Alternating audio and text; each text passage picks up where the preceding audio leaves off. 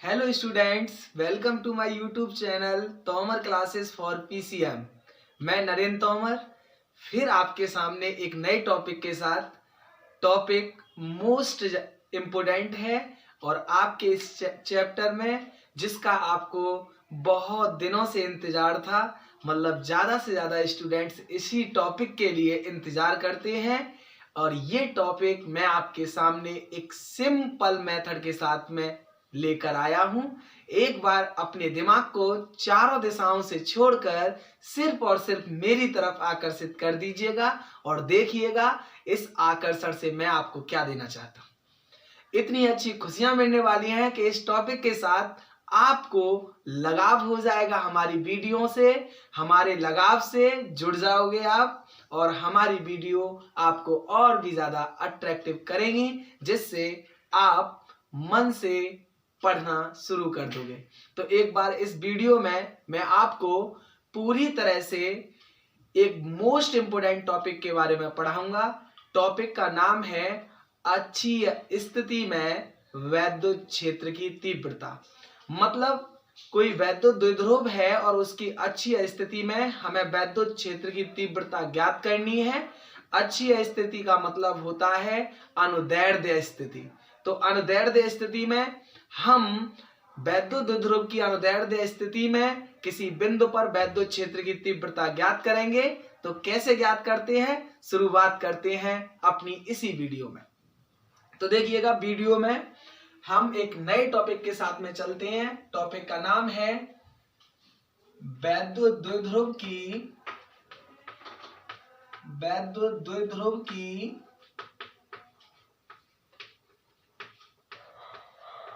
अच्छी स्थिति में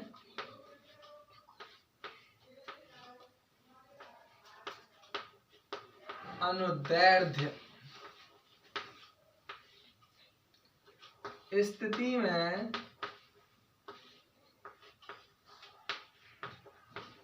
वैद्युत क्षेत्र की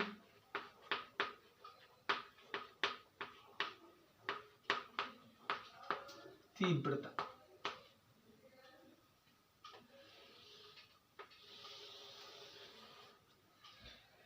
इतना अच्छा टॉपिक है कि ये टॉपिक बोर्ड एग्जाम में आपको 5 नंबर का दिया जाता है और बोर्ड एग्जाम में ज्यादा से ज्यादा इस टॉपिक के आने के चांस रहते हैं। बहुत प्यारा सा टॉपिक है।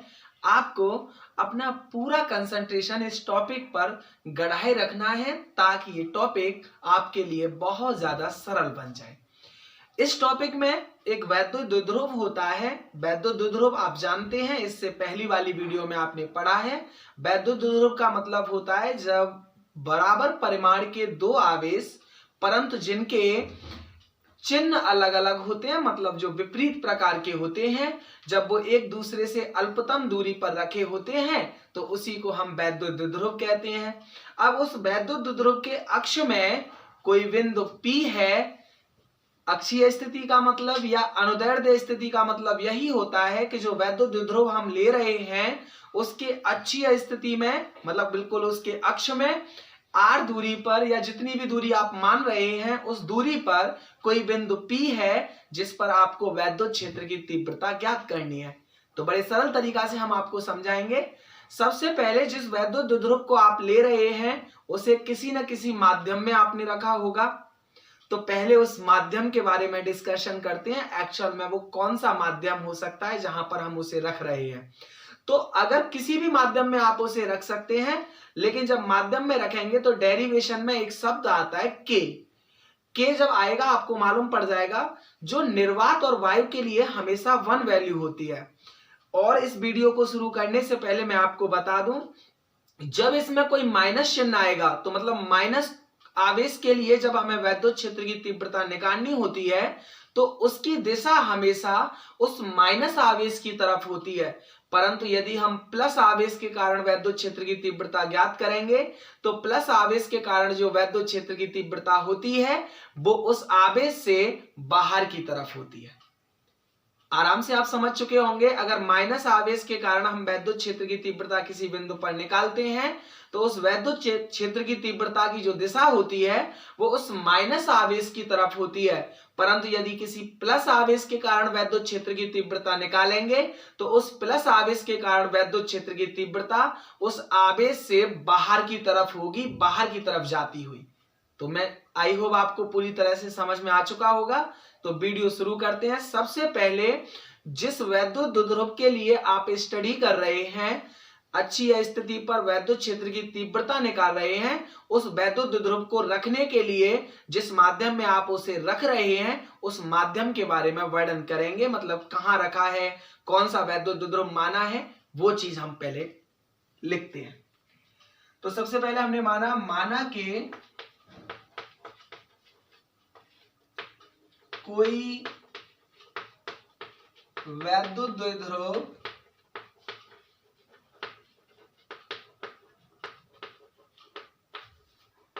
ए बी जो प्लस क्यू व माइनस क्यू आवेश से मिलकर बना है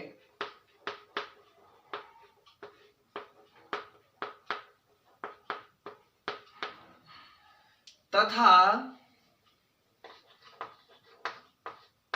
जिस माध्यम में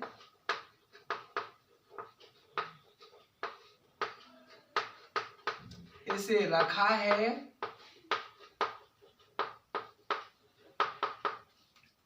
उसका परावैद्युतांक K है। इस वैद्युत द्विध्रुव के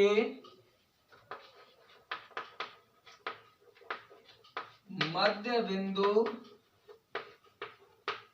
O से r दूरी पर एक बिंदु P है। यह बिंदु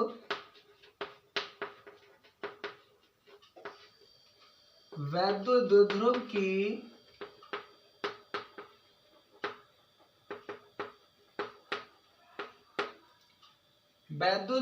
की अक्षीय स्थिति में है। बहुत आराम से आपने मान लिया। माना कि कोई वैद्युत द्विध्रुव ए बी है जो प्लस क्यू तथा माइनस क्यू आवेश से मिलकर बना हुआ है और इन दोनों आवेश को मतलब जो हमारे पास में वैद्युत द्विध्रुव है वो किसी ऐसे माध्यम में रखा हुआ है जिसका परावैद्युतांक K है। इस वाले वैद्युत द्विध्रुव के मध्य बिंदु से अक्षीय स्थिति में एक r दूरी पर अन्य बिंदु है P जिस पर हमें वैद्युत क्षेत्र की तीव्रता ज्ञात करनी है। तो आप ये कह सकते हैं जिस पर हमें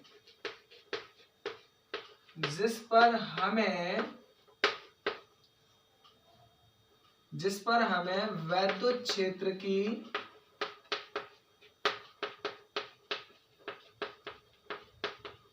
तीव्रता ज्ञात करनी है। माना कि प्लस क्यू आवेश के कारण, पहले माइनस मान लीजिएगा, माइनस क्यू आवेश के कारण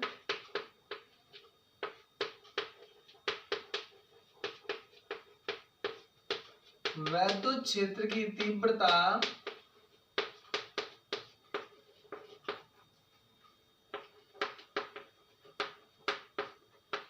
E1 व प्लस क्यू आवेश के कारण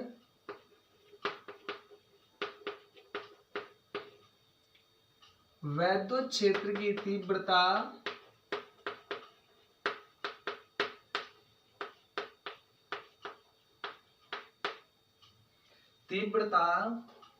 E2 है। बड़ा आसान सा हमने सबसे पहले क्या माना कि जिस वैद्युत द्विध्रुव के कारण हमें उसकी अक्षीय स्थिति में अगर वैद्युत क्षेत्र की तीव्रता ज्ञात करनी है तो पहले ये माना कि वो वैद्युत द्विध्रुव किसी ऐसे माध्यम में रखा है जिसका परावैद्युतांक k है और इसी वैद्युत द्विध्रुव में दो आवेश उपस्थित हैं, एक -q और एक +q। तो जो -q आवेश के कारण उस जिस बिंदु पर हम वैद्युत क्षेत्र की तीव्रता ज्ञात कर रहे हैं उस बिंदु पर वैद्युत क्षेत्र की तीव्रता E1 है और +q आवेश के कारण जो वैद्युत क्षेत्र की तीव्रता है वो E2 है और हमें फाइनल तीव्रता निकालनी है। फाइनल तीव्रता क्या होगी? बड़ा प्यारा सा टॉपिक है, आपको मन से समझना है। आई होप आपको यहां तक समझ में आया है। तो इसके लिए हम एक डायग्राम बनाएंगे। तो देखिएगा, ये मान लीजिएगा एक वैद्युत द्विध्रुव है AB, A और B। हमने एक वैद्युत द्विध्रुव मान लिया AB। अब इन दोनों वैद्युत द्विध्रुव उसे कहते हैं जिसके बीच की दूरी अल्पतम होती है। मान लीजिएगा यहाँ पर -q आवेश उपस्थित है और यहाँ पर +q आवेश उपस्थित है और इन दोनों आवेशों के बीच की जो दूरी है वो 2l है। आराम से मान लिया हमने, -q और +q आवेश से मिलकर बना हुआ है वैद्युत द्विध्रुव और इन दोनों आवेशों के बीच की जो दूरी है वो 2l है। इसके मिडिल बिंदु O से, मान लीजिएगा ये एक O बिंदु है, मिडिल बिंदु O से R दूरी पर, मतलब इस R दूरी पर, मान लीजिएगा यहां तक R दूरी है। इस R दूरी पर इसी की अक्षीय स्थिति में, मतलब ये अक्ष बढ़ा दीजिएगा इसका, इस अक्षीय दूरी में मतलब जो अक्षीय स्थिति है इसी में एक बिंदु है P जिस पर हमें क्या करनी है? वैद्युत क्षेत्र की तीव्रता ज्ञात करनी है। अब आपने जैसा कि माना है -q आवेश के कारण जो वैद्युत क्षेत्र की तीव्रता मानी है वो आपने E1 मानी है। साथ ही साथ ये भी बताया है आपने कि जो वैद्युत क्षेत्र की तीव्रता E1 है जो -q आवेश के कारण है उसकी दिशा -q आवेश की ही तरफ होगी। इसका मतलब जो E1 है इस वाले वैद्युत क्षेत्र की तीव्रता E1 जो मानी है -q आवेश के कारण वो वैद्युत क्षेत्र की मतलब वैद्युत आवेश की ही तरफ होगी, मतलब उसकी डायरेक्शन, तो E1 की डायरेक्शन वैद्युत आवेश की तरफ, क्योंकि -q आवेश इधर है तो इसकी दिशा इधर ही साइड में दर्शाई है। जबकि +q आवेश के कारण जो वैद्युत क्षेत्र की तीव्रता आपने मानी है वो E2 है और साथ ही साथ ये भी बताया है कि +q आवेश के कारण जो वैद्युत क्षेत्र की तीव्रता होती है वो आवेश से निकलती हुई होती है। तो +q आवेश इधर साइड है तो इसकी जो तीव्रता होगी वो इधर साइड होगी, मतलब ये E2। आई होप आपको यहां तक पूरी वीडियो समझ में आई होगी। दोबारा समझने का प्रयास करते हैं। ये हमारे पास में कोई वैद्युत द्विध्रुव AB है जो -q आवेश तथा +q आवेश से मिलकर बना हुआ है। अब -q आवेश और +q आवेश से मिलकर बना हुआ है, ये एक ऐसे माध्यम में रखा है जिस माध्यम का परावैद्युतांक k है। इसकी अक्षीय स्थिति में वैद्युत द्विध्रुव के मिडिल पॉइंट से R दूरी पर एक बिंदु P है जहां पर हमें वैद्युत क्षेत्र की तीव्रता ज्ञात करनी है। हमने माना कि -q आवेश के कारण जो वैद्युत क्षेत्र की तीव्रता होती है वो E1 है। इस बिंदु पर -q आवेश के कारण जो वैद्युत क्षेत्र की तीव्रता होगी वो आवेश की तरफ उसकी दिशा होगी, क्योंकि माइनस की तरफ होती है तो E1 हमने इधर मान लिया। और इस बिंदु पर अगर जो +q आवेश के कारण वैद्युत क्षेत्र की तीव्रता होगी वो आवेश से अलग की तरफ होगी, मतलब दूसरी तरफ होगी, तो आवेश इधर है तो वो दूसरी तरफ होगी। अब इन दोनों वैद्युत क्षेत्र की तीव्रताओं का परिणामी निकालेंगे। परिणामी मतलब रिजल्टेंट, मतलब दोनों को टोटल अगर किया जाए या दोनों का परिणाम निकाला जाए तो कितना आएगा, वो चीज हमें निकालनी है। उससे पहले आप ये समझिएगा, इन दोनों आवेशों का मिडिल पॉइंट O है। अगर ये टोटल दूरी 2l है तो इसका मतलब अगर मान लीजिएगा हम ये कह दें कि हम दो भाई हैं और दोनों भाइयों के पास में मतलब मान लीजिएगा 10 रुपए बांटने हैं, तो कितने कितने रुपए बटे, तो तुम कहोगे 10/2 मतलब 5/5। ऐसे ही ये 2l दूरी है दो के बीच में और इसको बीचों बीच से बांटना है, तो देखो ये तो हो जाएगी l, आधी है ना ये, यहां से लेके यहां तक, तो ये तो हो गई l, और यहां से लेके यहां तक भी आधी है तो ये भी हो गई l। इसका मतलब अगर हमने वैद्युत द्विध्रुव को बीच से अगर मतलब डिवाइड किया तो 12 बीच की टोटल दूरी होती है और उनको दो हिस्सों में बांट दिया तो एल एल ही तो बट में आएगी। तो यहां पर एल और एल दो भागों में जो टोटल दूरी है 12 वो बट चुकी है। अब एक बात सोचिएगा, यहां अगर ये 12 बटी है तो यहां से अगर हम इस वाले आवेश से देखें तो इस आवेश से इस पी बिंदु की जो दूरी है वो कितनी होगी, ये आपको मालूम करनी है कि प्लस क्यू आवेश से जो पी बिंदु की दूरी है वो कितनी है और इसी वाले माइनस क्यू आवेश से इसी पी बिंदु की जो दूरी है वो कितनी है। वो दोनों दूरी अगर आपको मालूम हो गई तो समझ लीजिएगा डेरिवेशन आपके लिए बड़ी आसान हो जाएगी। अब एक बात सोचिएगा, इस मिडिल पॉइंट से अगर देखा जाए तो इस वाले की जो दूरी है पी बिंदु की वो आर है, आर आपने दर्शाई है। तो देखो ये वाली दूरी जो मिडिल पॉइंट से इस पी बिंदु की दूरी है ये आर मानी है आपने। अब मान लीजिएगा इस मिडिल पॉइंट से यहां तक की दूरी आर है और इस वाले बिंदु से यहां तक की दूरी एल है, तो इस वाले बिंदु से यहां तक की दूरी क्या होगी, अभी नहीं समझ में आया। ये टोटल दूरी यहां से लेकर यहां तक की आर है, मतलब मिडिल से लेकर यहां तक की हमें ये दूरी एल दे रखी है और यहां से लेकर यहां तक की दूरी कितनी होगी। तो देखो यहां वाली दूरी एल और यहां से लेकर वहां वाली दूरी आर, तो यहां से लेकर यहां वाली दूरी तो आप कहेंगे बड़ी वाली दूरी में से छोटी वाली दूरी माइनस कर दीजिएगा। तो ये जो दूरी है प्लस क्यू आवेश से पी बिंदु की वो हो जाएगी आर माइनस एल। यहां तक आपको आई होप समझ में आ चुका होगा। दोबारा समझने का प्रयास करिएगा।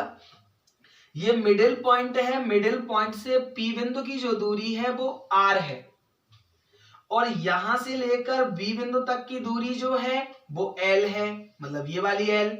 तो यहां बी से पी की दूरी क्या होगी, तो तुम कहोगे बड़ी वाली में से इतना हिस्सा घटा देंगे क्योंकि आर यहां से लेकर यहां तक की है और इसमें से इतना हिस्सा एल घटा दिया तो यही तो दूरी बची और यही दूरी हमें चाहिए, तो ये हो जाएगी R minus L. I hope आपको समझ में आ चुका होगा। अब यदि माइनस आवेश से देखें यहां पी बिंदु तक की दूरी, तो मिडिल से यहां पी बिंदु तक की दूरी आर है और मिडिल से माइनस क्यू तक की दूरी एल है, तो टोटल दूरी क्या हो जाएगी, तो यहां आर और ये एल, तो ये टोटल आर प्लस एल, मतलब R plus L. I hope आपको पूरी तरह से समझ में आ चुका होगा। अगर आपको ये चीजें समझ में आ चुकी हैं तो मुझे पूरा विश्वास है कि ये डेरिवेशन भी आपको समझ में आ जाएगी। तो एक बार स्क्रीनशॉट लीजिएगा, फिर नेक्स्ट आगे बढ़ते हैं।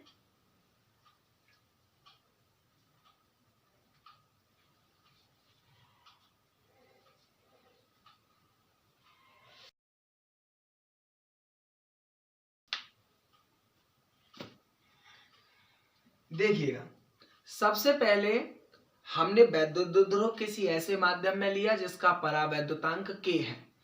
उसके बाद में वैद्युत द्विध्रुव 2l से मिलकर बना होता है, उसको बीच से काटे तो LL दो हिस्सों में बट गया।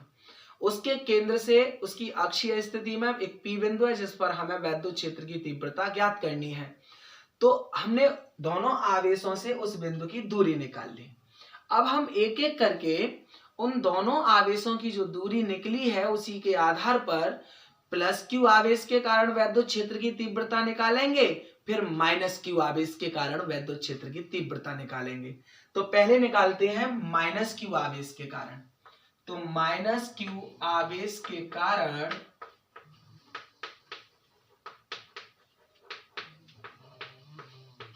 वैद्युत क्षेत्र की तीव्रता किस बिंदु पर, पी बिंदु पर। तो देखो माइनस क्यू आवेश के कारण जो वैद्युत क्षेत्र की तीव्रता मानी है वो E1 मानी है। तो E1 बराबर कितना हो जाएगा, E1 बराबर, E का फॉर्मूला क्या होता है, ई का जनरली फॉर्मूला होता है 1/4 पाई एप्सिलॉन नॉट के क्यू अपॉन आर स्क्वायर, ये फॉर्मूला होता है जनरली। अब इसी के आधार पर निकालेंगे तो E1 मतलब 1/4 पाई एप्सिलॉन नॉट के, क्योंकि आपने इस माध्यम को भी वही माध्यम माना है जिसका परावैद्युतांक k है, तो k q।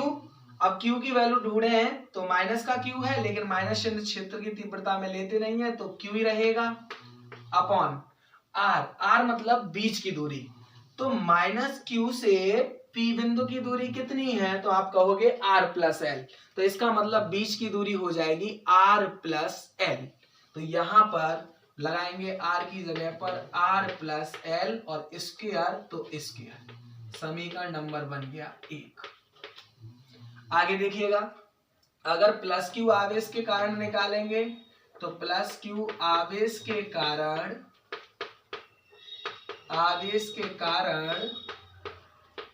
वैद्युत क्षेत्र की तीव्रता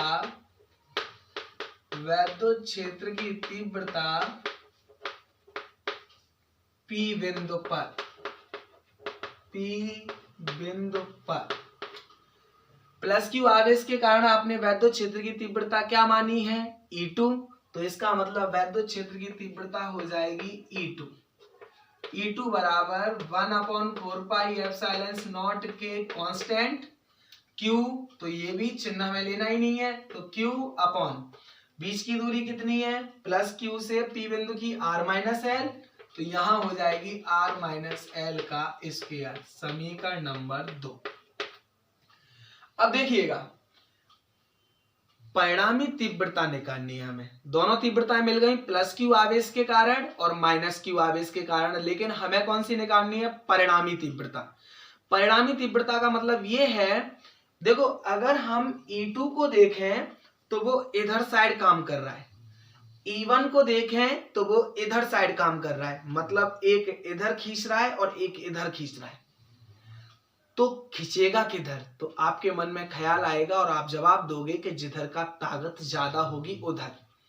अब तुम्हें दोनों में से ताकत देखनी है, तभी तो परिणामी निकाल सकते हैं, क्योंकि जिसकी ताकत ज्यादा होगी उसमें से कम वाले को माइनस कर देंगे, सो ही परिणामी निकल आएगा। जैसे कोई 10 न्यूटन के बल से इधर खींच रहा है और कोई 20 न्यूटन के बल से इधर खींच रहा है, तो आपसे पूछा जाए कि ये वस्तु किधर जाएगी, तो आप कहोगे इधर जाएगी, लेकिन कितने बल से जाएगी, तो आप 20 में से 10 माइनस कर दोगे तो 10 ही बल से तो जाएगी, जाहिर सी बात है। कहने का मतलब आप ये, अगर कोई रिश्तेदार है, एक इंसान एक उस रिश्तेदार को 10 पूड़ी परसता है, दूसरा इंसान कहता है कि लाओ साहब मैं तुम्हें 10 पूड़ी के साथ साथ एक रसगुल्ला भी खिलाएंगे। अब मान लीजिएगा रिश्तेदार किधर जाएगा, तो अगर वो रिश्तेदार चटोरा टाइप का होगा, मतलब जिसको ज्यादा खाने में इंटरेस्ट होगा, तो वो जाहिर सी बात है किधर साइड जाएगा, जिधर रसगुल्ला मिल रहा है। तो वो कितने से खींचा चले गए, तो आप कहोगे कि वो रसगुल्ला एक्स्ट्रा मिला उससे खींचे चले गए, मतलब उसमें से माइनस कर दिया आपने, क्योंकि 8 पूड़ी वो भी दे रहे थे, 8 पूड़ी वो भी दे रहे थे। तो जाहिर सी बात है यहाँ पर जो बड़ा होगा उसमें से छोटे वाले को माइनस करके परिणामी तीव्रता को निकाला जा सकता है। अब आपके मन में ख्याल आ रहा होगा इसमें से छोटा कौन है, बड़ा कौन है। अब एक बात बताइएगा, जो आपके पास में होगा उस पर आप तेजी से दम लगा सकते हैं, मतलब अगर किसी से कह दिया लापड़ देना है, मतलब थप्पड़ देना आपको, तो बताइएगा कौन से के थप्पड़ ज्यादा तेज मार सकते हो, पास में होगा उसके या जो ज्यादा दूर होगा उसके, तो आप कहोगे पास में होगा उसके।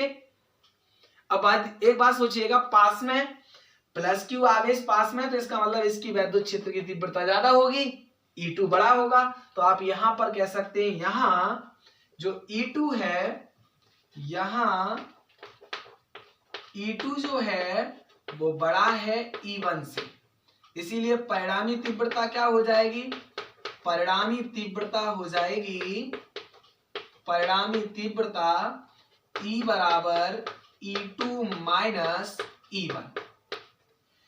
अब आप कहोगे कि E2 और E1 की वैल्यू कहां से लेके आए, तो E2 और E1 की वैल्यू कहां से लेके आओगे, आपके पास में समीकरण 1 और 2 दे रखे हैं, डायरेक्ट आप लगा दीजिएगा, E2 और E1 की वैल्यू आ जाएगी। उन दोनों वैल्यूओं को लगा के आप परिणामी तीव्रता का मान निकाल सकते हैं। तो एक बार मैं इसको रफ कर देता हूं और फिर आपके सामने जल्दी जल्दी करेंगे, लेकिन उससे पहले एक चीज आगे आएगी जिसको मैं आपको पहले से समझा देता हूं। देखिएगा ये दोनों बीच की दूरी जो 2l हमने मानी है, हम बार बार वैद्युत द्विध्रुव की जब बात करते हैं तो 2l को अल्पतम दूरी मानते हैं। अल्पतम मतलब बहुत छोटी दूरी, और उसको भी आधा कर दिया जाए। जब उसको भी आधा कर दिया गया तो छोटे को भी आधा कर दिया जाए। तो आप क्या करते हैं, देखो अगर आपको भूख है, जैसे 4 रोटी की, अब 4 रोटी की आपको भूख है, किसी इंसान ने आपको 1 रोटी दी और अचानक से दूसरा इंसान आया, उसमें से भी आधी तोड़ ले गया, तो आप क्या कहते हो गुस्से में, भाई तू ही रख इसको, हमें नहीं खानी है, मतलब इससे तो हम भूखे बढ़िया है। वही सेम सिचुएशन यहाँ समझिएगा, -q और +q के बीच की जो दूरी है वो 2l है, और उसको भी आप कर रहे हैं आधा। भाई आधा मतलब l आधा हो गया, अब आधा कर दिया तो इसका मतलब उसका अस्तित्व ही खो गया। तो इसीलिए हमेशा आगे डेरिवेशन में हम l को बहुत बहुत बहुत छोटा मानेंगे कंपैरिजन टू द r, मतलब r से बहुत छोटा। और जब बहुत छोटा मानेंगे तो हम l को भूल ही जाएंगे, क्योंकि l का कोई भी अस्तित्व नहीं रहेगा r की तुलना में। मेरी बात को आप समझ पा रहे होंगे। तो हम पहले से उस चीज को लिख के देते हैं, मतलब उसी से उसके बाद ही इसको रफ करेंगे कि जो r है वो बहुत बड़ा होगा l से, क्योंकि l 2l छोटी दूरी, छोटी में भी 2 का डिवाइड दिया तो और छोटी दूरी, छोटी जो दूरी है वो r की तुलना में बहुत छोटी, इसीलिए उसे भूल जाएंगे। मतलब r बड़ा होगा l से। तो आप कहेंगे जब ज्यादा ही बड़ा है तो छोड़ दो ना उसे। क्लियर बात? तो आगे बात करते हैं, पहले उसे रफ करते हैं फिर उसके बाद में आगे करते हैं।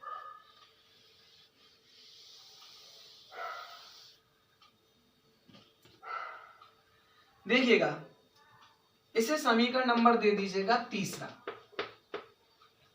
तो आप कहेंगे यहां पे कर देते हैं, आप यहां से शुरुआत करते हैं। समीकरण 1 व 2 से समीकरण 3 में मान रखने पर, तो E बराबर है E2 माइनस E1।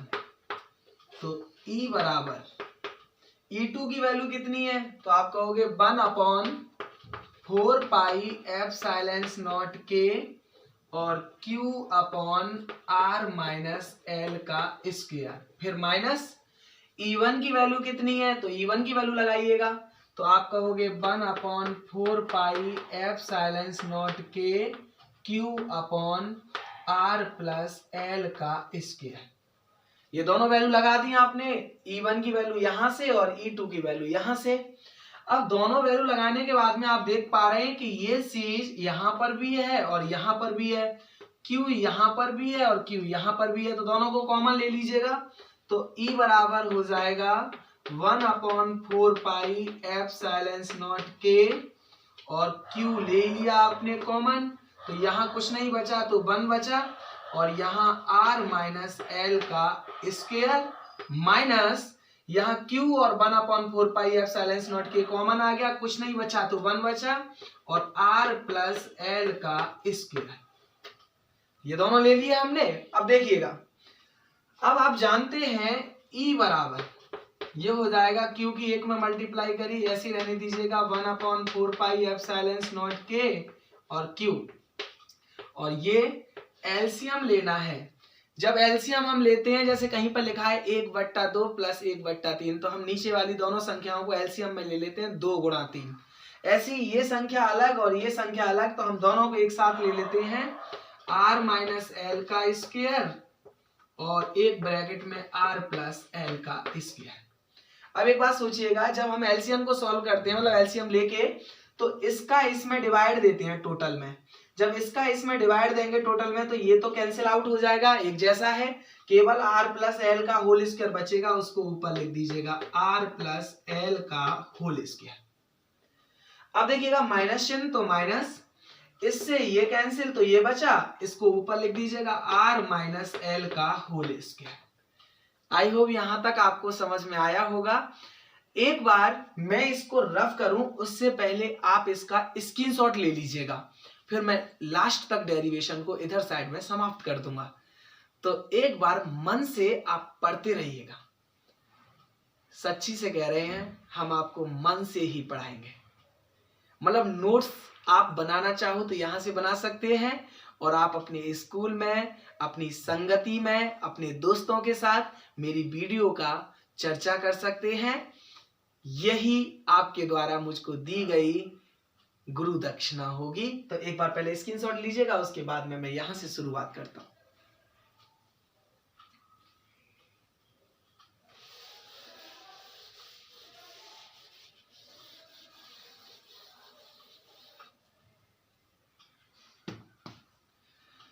देखिएगा ये है E, तो E बराबर 1/4 एप्सिलॉन नॉट के क्यू। इसको अगर हम a प्लस बी के होल स्क्वायर से खोलें तो a प्लस बी का होल स्क्वायर होता है a square plus B square plus 2ab। यहां पर एक ही जगह पर r है, तो r का स्क्वायर प्लस l का square plus 2rl। a plus B के होल स्क्वायर से खोल दिया, फिर माइनस, तो फिर माइनस, फिर ब्रैकेट। इसको खोलें तो a माइनस बी के होल स्क्वायर से खोल सकते हैं, a square plus B square minus 2ab। तो आप यहां पर भी खोल सकते हैं, a मतलब r, तो r का स्क्वायर प्लस l का स्क्वायर माइनस 2rl। इसको आप ब्रैकेट में बंद कर सकते हैं। अपॉन में क्या है, तो देखिएगा एक ब्रैकेट में, मतलब अगर कहीं पर a स्क्वायर लिखा है तो उसको हम 2 बार लिख सकते हैं, a गुणा a, या कहीं पर a क्यू लिखा है तो उसको हम 3 बार लिख सकते हैं, a गुणा a। यहां पर 2 बार लिखा है r माइनस एल का होल स्क्वायर, तो हम इसको 2 बार लिख सकते हैं, r minus L into r minus L. ऐसे ही ये 2 बार लिखा है तो इसको 2 बार लिख सकते हैं, r plus L into r plus L. यहां तक समझ में आ गया। अब देखिएगा, अगर यहां तक आपको समझ में आ गया है तो एक फॉर्मूला बन गया ये a माइनस बी और एक ब्रैकेट में a प्लस बी। मतलब a माइनस बी और एक ब्रैकेट में a प्लस बी फॉर्मूला होता है a square minus B square का। तो यहां पर लगा सकते हैं हम एक कोष्टक में r प्लस एल और एक कोष्टक में r माइनस एल। तो मैं बोल सकता हूं r square minus L square, बोल सकता हूं ना।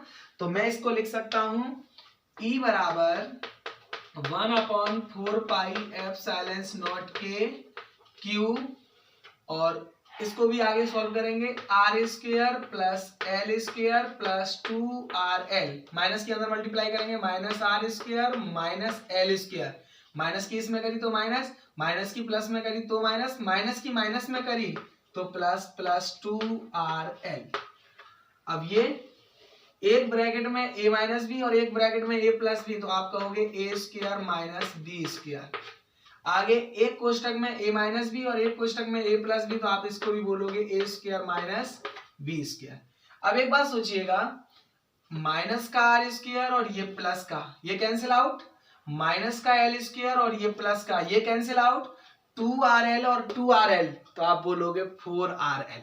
2 और 2 4, तो आप इसको बोलोगे E बराबर 1/4 एप्सिलॉन नॉट के इंटू क्यू, और इसको बोलोगे 4rl।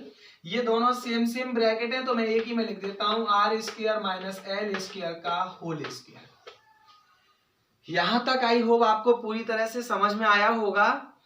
आगे देखते जाइएगा, आपको बहुत आसान सी लग रही होगी, और आगे भी जब पूरी वीडियो खत्म हो जाएगी तो आपको पूरी तरह से दोबारा से उसको मतलब बैक कर करके देखना, आपको पूरी तरह से समझ में आती जाएगी। और ये डेरिवेशन आपके बोर्ड एग्जाम के लिए बहुत इंपॉर्टेंट होती है, इसीलिए इस डेरिवेशन का ज्यादा से ज्यादा प्रयास करना, समझने का और दूसरे लोगों को समझाने का।